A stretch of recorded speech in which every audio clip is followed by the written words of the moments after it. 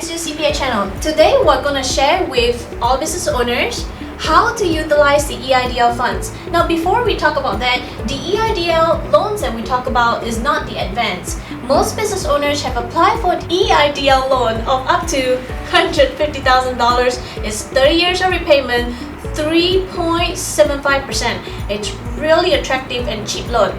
But you cannot utilize EIDL loans for all these reasons. So I'm going to share with you. Number one, you cannot use EIDL loans to pay dividends and bonus to yourself or other shareholders. Number two, disbursement to owners. So if you're a sole proprietor, you're not supposed to pay yourself through EIDL funds if it is not related to services performed for your business.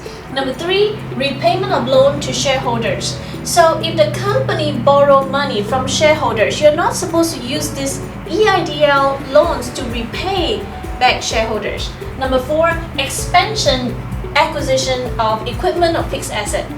So we have a client who asks, I want to start another restaurant. Can I utilize EIDL loan of 150K to start another restaurant? The answer is no. You cannot do that. Repairs of physical damages. Any physical damage, if you had huge repair costs, you cannot use the EIDL funds. Refinance of long-term debt or pay down another SBA loan. This is really important. I know there's some other 7A loans that their interest rates are probably higher than 3.75%. So some people thought, oh, I could get the EIDL funds, EIDL loan and then repay because interest rate is lower. You cannot do that for this purpose. Relocation.